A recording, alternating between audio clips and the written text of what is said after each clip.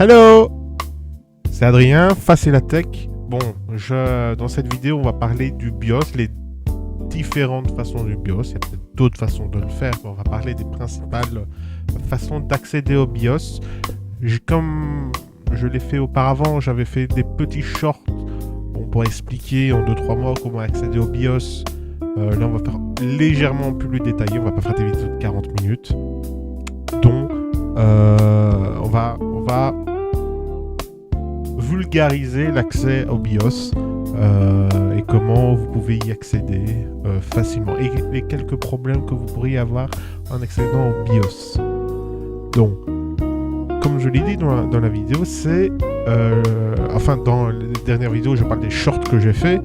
Je vous disais que le BIOS, c'est complètement indépendant du système d'exploitation. Enfin, je ne l'ai pas dit. J'ai dit que c'était une technologie de bas niveau de votre ordinateur, le plus bas des niveaux, dont le BIOS n'a pas besoin d'un système d'exploitation à proprement dit. Il n'a pas besoin de Windows, il n'a pas besoin de Mac, de macOS, il n'a pas besoin de différentes librairies Linux. C'est complètement indépendant. C'est plus lié à votre carte mère à proprement dit, le BIOS, qui est un outil. Je le fais pour vraiment vulgariser la chose, qui est un outil qui va vous permettre de paramétrer votre ordinateur à ses composants techniques et même plus précisément à comment changer l'heure, l'horodatage de votre ordinateur, comment encrypter vos données sur votre ordinateur, la gestion de votre alimentation, la gestion de vos différents matériels, ventilateurs, power device, alimentation, etc., etc. C'est aussi par là, pas vraiment par là, mais c'est aussi dans cette section-là, où vous pourrez avoir accès à, par exemple, si vous avez plusieurs systèmes d'exploitation, si par exemple vous avez Windows et Linux, ou plusieurs versions de Windows qui coïncident sur votre ordinateur, ça sera sur le Boot Manager, mais techniquement c'était une succursale au BIOS. Donc voilà un petit peu pour vulgariser. Enfin, c'est vraiment vulgarisé. Je n'ai pas fait dans le plus gros détail ce qu'était un BIOS et à quoi ça sert. Donc, imaginons un jour vous voyez l'horodatage de votre ordinateur, il ne coïncide pas avec l'horodatage de votre PC, ce qui normalement n'arrivera jamais. Donc on va pas prendre cet exemple-là parce que c'est plus assez courant. C'était un problème qui apparaissait surtout dans les vieilles versions de Windows. On va prendre par exemple, vous voulez changer votre consommation électrique et vous avez entendu parler d'une façon de le faire pour que votre alimentation consomme moins d'électricité. On vous a parlé d'un BIOS, de ce paramètre qui se retrouverait dans une chose qui s'appelle le BIOS. Alors, vous voudrez bien accéder à ce BIOS. Donc, je vais vous montrer les différentes façons d'accéder à cette fenêtre de paramètres auquel vous pourrez avoir accès, par exemple, à l'alimentation, mais ça peut être, par exemple, à la vitesse de votre ventilateur, etc., etc. Donc, assez de blablabla, c'est la section PowerPoint, parce que bon, c'est plus facile pour moi et pour vous, et pour pas faire des vidéos de 50 minutes, donc on va faire un petit PowerPoint, etc. Donc, hop, on change d'écran, hop, etc. Donc, on retourne sur mon bureau, et on va sur PowerPoint. Ça, c'est mon Stream Deck, donc on s'en fout. On s'en fout. Et voilà, on va faire un petit PowerPoint. Ça va être sympa. Donc, la version 1, je l'avais montré dans un de mes shorts, qui est au lancement de votre ordinateur. C'est une version... c'est la version, on va dire, la plus populaire, la plus facile à intégrer pour n'importe qui et qui n'a pas besoin de faire de grandes manipulations pour pouvoir la faire. Donc, version 1, au lancement de votre ordinateur. Donc, slide 2. Voilà. Attendez. Hop, je change ma caméra. Hop, je me trompe. Voilà, je mets ma caméra là. Donc, au démarrage de votre ordinateur, comme est annoncé dans le t-shirt, vous devez, pour accéder au BIOS, appuyer sur différentes touches. Différentes touches ou une seule touche suivant votre constructeur, enfin votre constructeur de votre carte mère. On va pas énumérer, il y a plusieurs versions différentes, on va dire, plusieurs constructeurs différents qui ont chacun leur style propre à eux de comment démarrer leur BIOS, parce que c'est plutôt lié au constructeur de votre carte mère. Donc, les plus populaires des touches pour accéder au BIOS, c'est au démarrage de votre ordinateur. Au démarrage, vous appuyez sur une des différentes touches, ou des fois il y en a deux, mais c'est vraiment rare. Normalement, s'il y en a deux, ça doit être énoncé au démarrage de votre ordinateur. Mais c'est vraiment très très rare et c'est pour ça que je ne l'ai pas noté ici. Donc, c'est soit la touche F1, F2, soit F1 ou F2. Ça, c'est les touches les plus populaires, on va dire, pour démarrer le BIOS avec ces touches-là au démarrage de votre PC. Il y a F4, il y avait la touche F4 qui, je l'avais dit dans un short, mais normalement c'est plus dans les BIOS récents, ça n'existe plus cette touche-là qui pour démarrer le BIOS. Donc moi je le mets, mais dites-vous que normalement il y a de grandes chances pour que ça soit pas cette touche-là. Il y a la touche F10, et alors il y a et là, ça dépendra de votre clavier, parce que ça dépendra si les touches sont traduites ou pas. Il y a soit la touche Deal ou Escape. Donc la Deal, c'est sur à peu près le milieu de votre ordinateur. Et Escape, c'est en haut à gauche, c'est la touche Échappe. Donc, en français, ça sera Échappe comme ça. Et Sup, si votre clavier est traduit, enfin si c'est un vieux clavier ou qu'il est complètement traduit. Et il y a une petite variante. Si votre ordinateur n'est pas un PC fixe mais un ordinateur portable, attention quand même de ne pas oublier d'appuyer sur la touche FN en même temps que la touche de fonction, qui sont F1, F2, F10, F4, etc. Parce que bon, vu que les dispositions des touches sont un peu différentes sur PC portable et que vous avez moins de touches, vous devez appuyer sur une touche en plus, en même temps. Donc, combien de temps vous avez pour faire cela ? Normalement, pas beaucoup de temps. Ça dépendra de la puissance de votre ordinateur, s'il rame, etc. Donc, ça prendra plus. Enfin, vous aurez plus de temps. Mais normalement, c'est tout de suite au démarrage de votre ordinateur. Vous pouvez marteler les touches et normalement, ça s'activera. Et voilà, dès que vous avez appuyé sur le bouton Power du PC. Voilà. Ça, c'est la version 1. C'est la version la plus populaire, la plus facile à comprendre pour démarrer votre BIOS. Normalement, ça doit marcher sur votre ordinateur. Je ferai juste un petit aparté à la fin pour vous expliquer que dans certains cas, ça ne marchera pas. Enfin, c'est pas moi qui pose le problème, c'est pas votre problème. C'est le constructeur de votre ordinateur. Mais on expliquera à la fin de mon explication sur ce magnifique PowerPoint. Donc voilà, ça c'était la version 1. Donc c'est la version 2. Là aussi,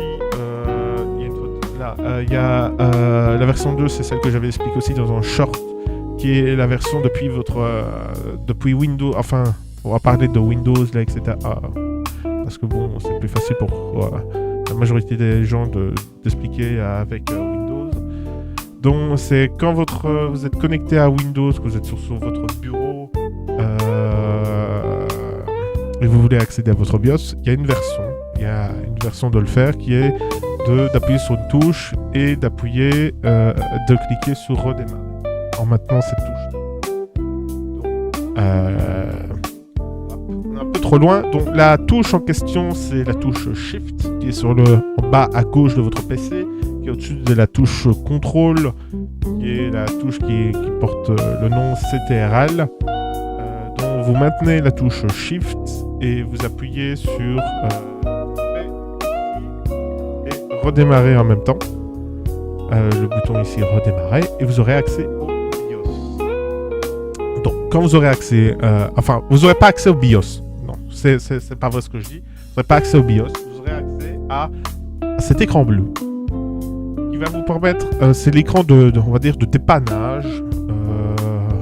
Je sais pas s'il porte vraiment un nom, mais on va dire un écran bleu de dépannage. Je rebouge ma caméra parce que je vois que je suis sur du texte. Voilà. Donc vous arrivez quand vous avez fait la manipulation d'appuyer sur Shift et en même temps d'appuyer sur la touche, sur le bouton démarrer, sur redémarrer pardon. Vous arrivez sur cet écran bleu et vous appuyez sur dépannage. Attention, et là j'ai fait un... Je le montre sur l'écran.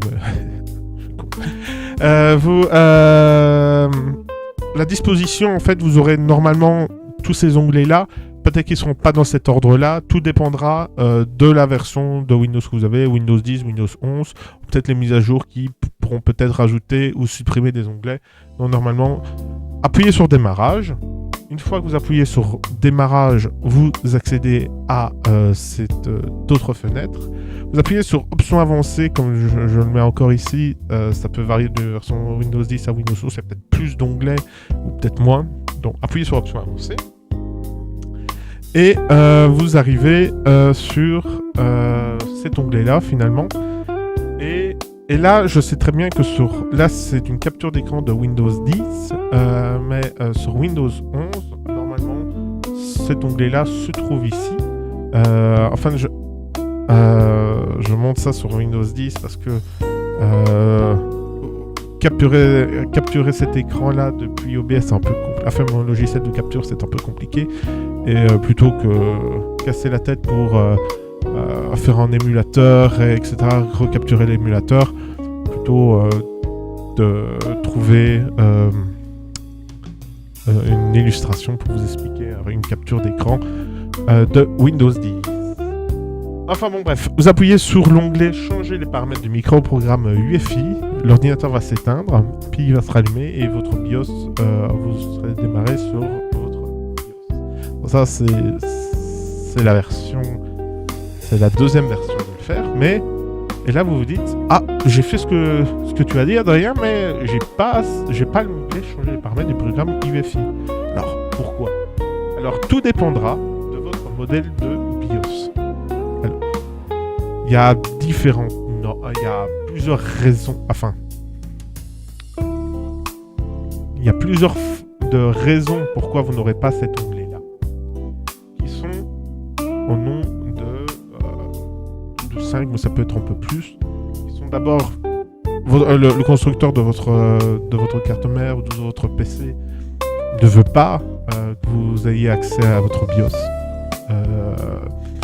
C'est assez flou juridiquement, donc je ne vais pas parler plus que ça de ce problème-là, mais le constructeur peut bloquer l'accès à votre BIOS. Souvent, c'est un problème qui est surtout lié aux ordinateurs déjà tout montés et auquel tout est collé avec de la colle forte, enfin pas de la colle chaude, etc. Donc, c'est surtout des problèmes liés au constructeur. Enfin, je vais pas porter de nom, comme ça j'aurai pas de problème. On va dire que souvent c'est des ordinateurs tout montés auxquels vous n'aurez pas accès au BIOS, mais c'est dans des rares cas, on va dire. Ensuite, et ça dépend de la norme de votre BIOS, qui est souvent une norme legacy, dont on appelle ça aussi un BIOS hérité. Alors que on a vu que c'était l'onglet, ça portait le nom changer le micro-programme UEFI. Et si votre BIOS n'est pas sous la norme UEFI, vous n'aurez pas accès à cet onglet-là. Alors, grosso modo, et pour vraiment vulgariser la chose, et j'espère ne pas faire offense aux gens qui s'y connaissent un peu, grosso modo, la norme UEFI, c'est une norme qui est beaucoup plus puissante que la norme Legacy.